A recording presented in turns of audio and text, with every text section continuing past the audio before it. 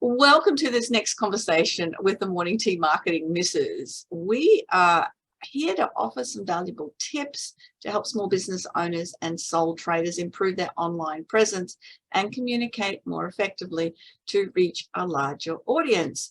I have with me Jan from BizConnect. Jan, can you tell us a little bit about what you do? Hi, Janine. Thank you. Yes, so BizConnect Web Design, we help connect small business owners with their ideal customers online. So usually we do that through their website or their online marketing, such as social media and Google My Business. Excellent. And Kate? Hi, I'm a graphic designer. So my company Rove, we do. But we build visuals that represent your company and appeal to your target audience. And I'm Janine Bosper. I'm a personal branding specialist. What I do is help people have the voice and the story and the message that they can deliver to an audience so that they get seen, they get known, and they actually get great results. Our expert on our conversation today is Michelle Gatti. Now, Narelle. Oh, Narelle. God, I think it would be Narelle Gatti. I don't know how many times I've had conversations with Narelle over the last 6 months, and I've never called her Michelle, but today she is Michelle. There we go. So Narelle is with Digital Access Solutions and Assistive Technologies. They are accessibility consultants. I'm going to trip over everything now, Michelle. Sorry, Narelle. They ensure that your digital communication is digitally friendly. I've had long conversations with Narelle on my podcast, and I was just blown away with the amount that I learned from her.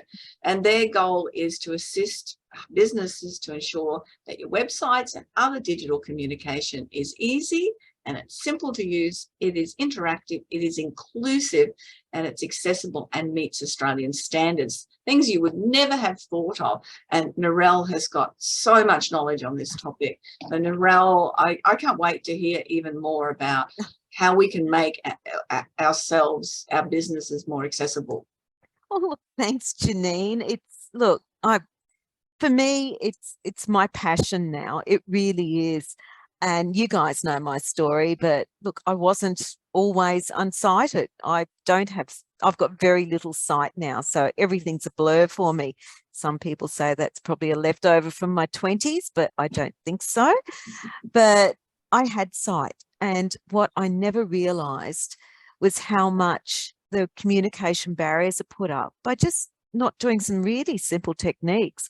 So what we're talking about today is planning, and in the planning, how to plan that your communication fits the needs of your clients. And that's all it is, because not everyone has the same communication needs.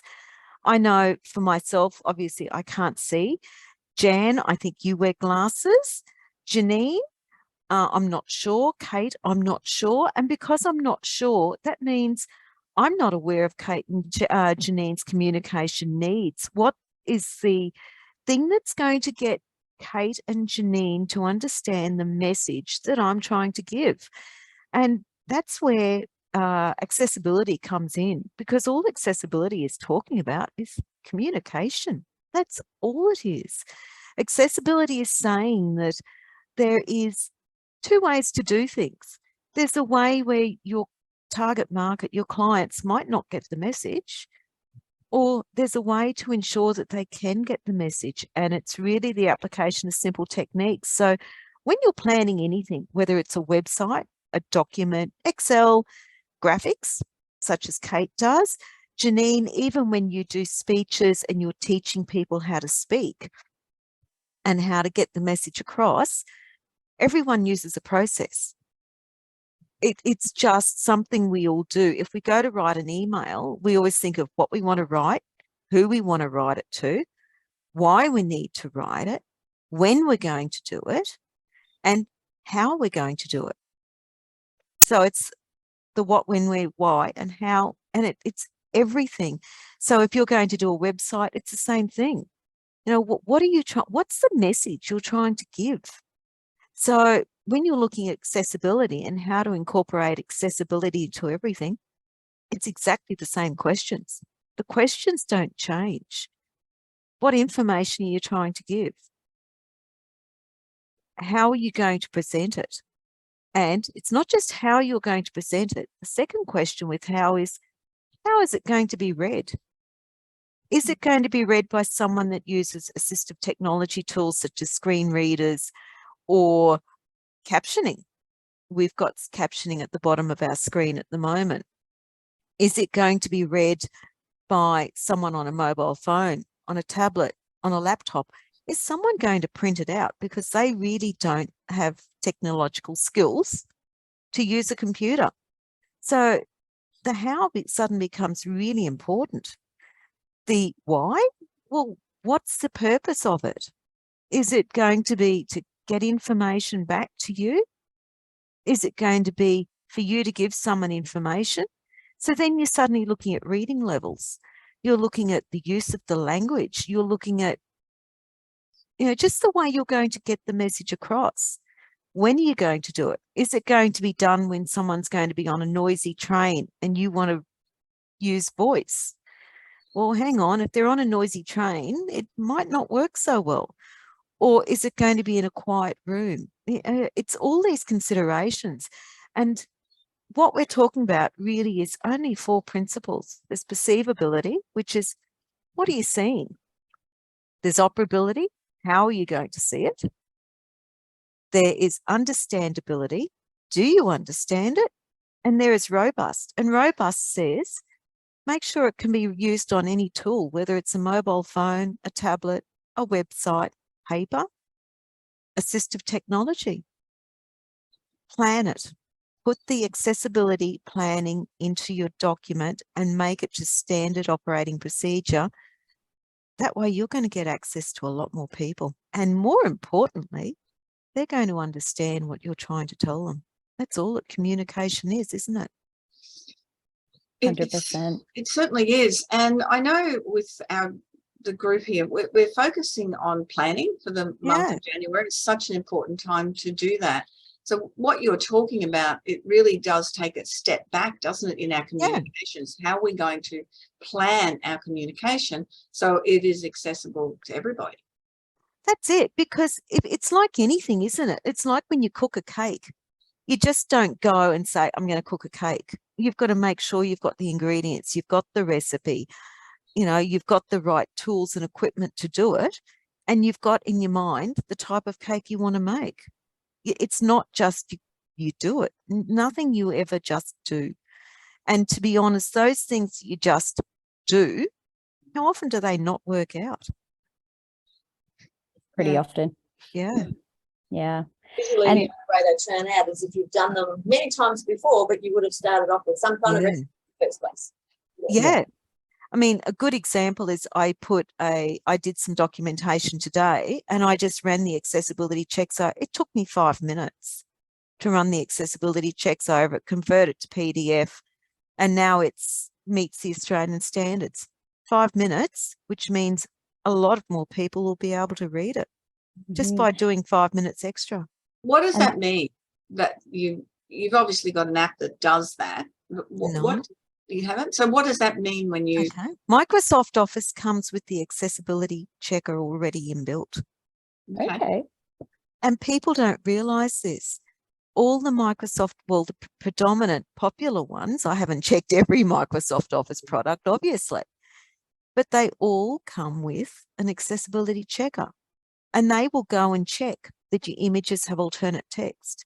They will check for just little things to make sure you'd go heading 1, heading 2, heading 3, and not heading 1, heading 3.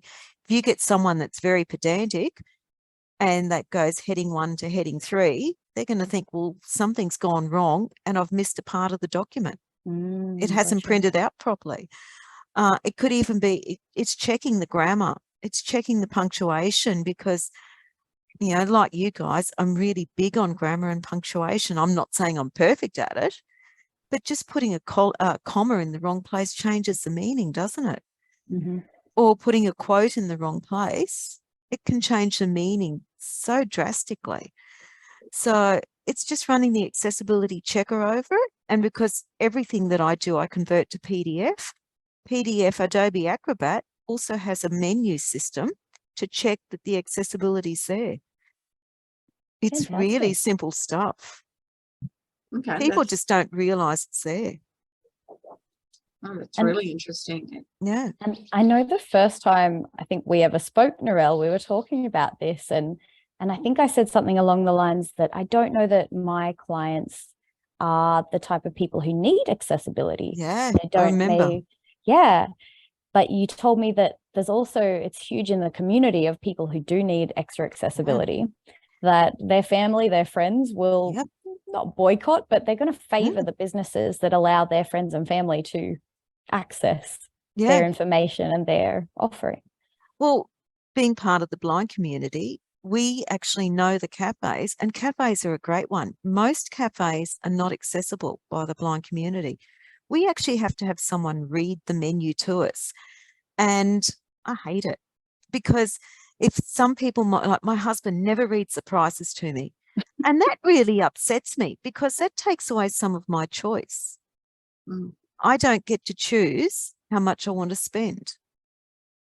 And that's a choice that I have the right to make. And yeah, it's my husband and he just laughs at me. But, you know, if you've got to sit there and say, oh, I feel like some chicken, and you've got to sit there and really work through and listen.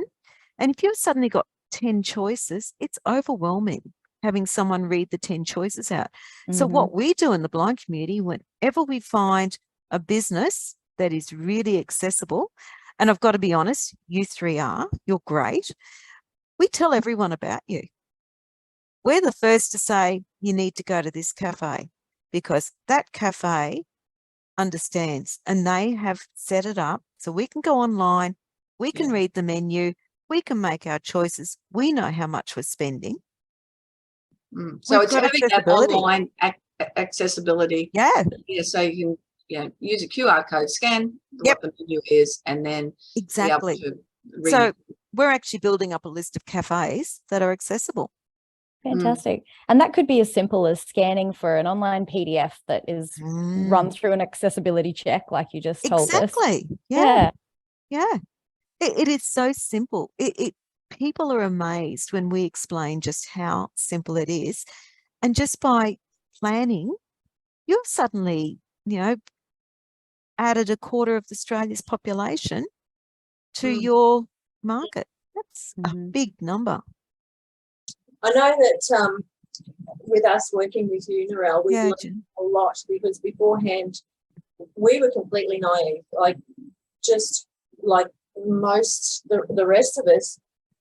It's not something that we have to deal with every day, so we just didn't even think about it. Now we certainly do, and we certainly understand the challenges of upgrading a website to make it accessible. So it's far better to have the planning done at the beginning of building a website so that it is nice and easy to build in, and that way it's a beautiful, accessible website that everybody, it still looks great, functions exactly how it needs to, but a lot more people can access it. And I'll put one more thing in. It's cost effective. You think about it, and okay, I'm a hoon.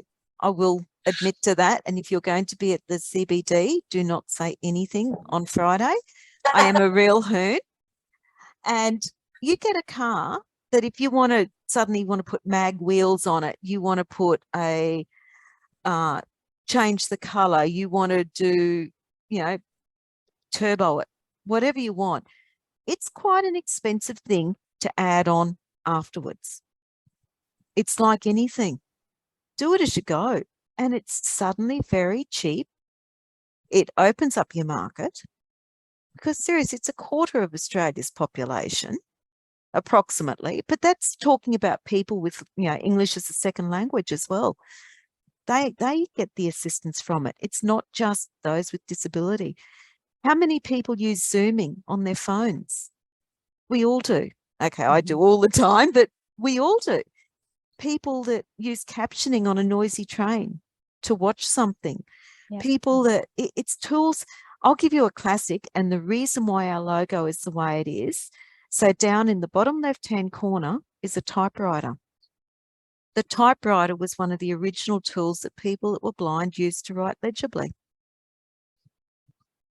The computer's in the middle because it actually started enabling people with disability to be able to communicate. The barriers were opening up. And now at DASAT, we want to aim for the world. The globe's up the top. Yeah. Planning for accessibility is like anything. Just, it's a simple thing. Put it in. And seriously, Microsoft Office, it comes with an I think one of the accessibility simplest checker. things I learned from you, Narelle, and I hadn't even thought about it, was on when I put up images on anything is to put Yeah. captioning alternative text. I Yeah, didn't know what it was for. I just, Yeah. put the title in and put the photograph up, and now I, go full on describe. This is a photo of a woman who's standing in an office and she is doing this. yeah. Well done, you, Janine. That's Right. And Jan, what does that do for SEO? Yeah, I was about to say that because what I explain to our clients is when it comes to images on your website, you've got to imagine that Google is blind and that it cannot read the pictures. So in your alt text, don't just put words, right? Don't just keyword stuff in there. Write and describe to Google what that picture is about. Yeah. And so what you've just done, Janine, is just perfect, a perfect example. Perfect. That's Yeah. in alt text and it's not captioning, or both. Oh, well, I'm just talking about alt text for Alt SEO. text. Yeah, Yeah. alt text for SEO. So, Google bots can read what your picture is about by what you put in that as a description of what that photo is about. Yeah. And the moment you add think captioning, it ups the ante in the SEO again. It just makes you more visible. Yeah, I think it'll be a job for my VA to go through all the photos on my website and Yeah. add that to the 160 Well, photos. you know what? the Can I make a podcast and the suggestion? Just do one at a time. 200 Just- blogs. Yeah. I know. I'll Build get, it up. look, I'll probably get someone on Fiverr to do it rather than my VA. I know when Yeah. I've changed, and we mentioned Fiverr in an earlier recording when we were talking about branding, Kate. I know when I changed websites, I got someone on Fiverr to move all of my blogs and podcasts and everything across. And it took them a week and it cost me $57. I mean, I know. And it was, can you imagine how long it would have taken for me to do that? It was just crazy. But it's like everything. It's the apps. It's working with experts, like people that know what they're doing, finding the way that's the best way for you to plan in your business and to make sure, thinking about that accessibility. I think that's important. Anything else to ask, Narelle, before we wrap up? I nearly said Michelle again there. Stumble over the words. And Narelle, before we wrap up. And anyone that's listening and watching this on YouTube, please subscribe. That's an important thing. But add your comments and any questions, and that we'll be able to answer when we're on there. Because I think this is particularly, I know all the subjects that we've talked about have been really interesting, but I think this is something that people don't understand and don't know enough about. And Narelle will definitely be able to help. Yeah. Anything before Always we ready. wrap up? No, just thank you, Narelle. That was really informative. Thanks. Yeah. Thank Yeah. you. To create that awareness Yeah. that like we were naive once, and now we certainly, after working with Narelle and Mark, that we're very aware that there are a lot more people besides us who have full sight and hearing. We just take for granted. Definitely. And it's also the words you use, the type of words. Oh, And you did mention, making sure people can understand. And I know with speaking, I tell people that you imagine that the audience are 12-year-olds, not that they're dumb, but there just needs that level of comprehension in the room so that everyone understands. And it's the same with the language on your websites or the language that you're using in communication. You don't want to be writing as if you're clever. You want to be doing it so people understand. And that's another good point too, like acronyms, for example. Oh, yeah. Like you go into a mobile phone store and these great young guys and girls have all this wonderful knowledge and all of these acronyms that they spit out, and they've lost me in the conversation about 5 sentences ago because they said something and I'm going, now what does that mean? Mm. And that's the thing, isn't it? You're thinking, not listening. And that's really Yeah. important. Yeah. Narelle, anything to add before we wrap up?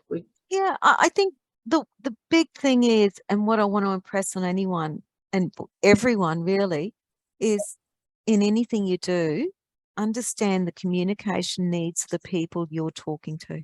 Mhm. Work at it. Ask the question. Do not make assumptions.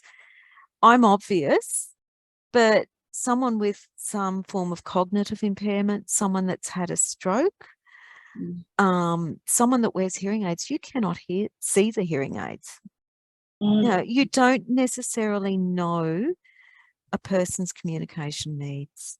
No, most definitely. That's fantastic. It's been great information and really appreciate it. And that's another conversation with the Morning Tea Marketing Missus. And we, again, when you're watching this, we'd love to have your feedback, your questions, and please subscribe to this YouTube channel. Get in touch with us if there's anything that you think that we might be able to help you with. Thank you. Bye-bye. Bye, everyone. Thanks, everyone. Bye. Thank you.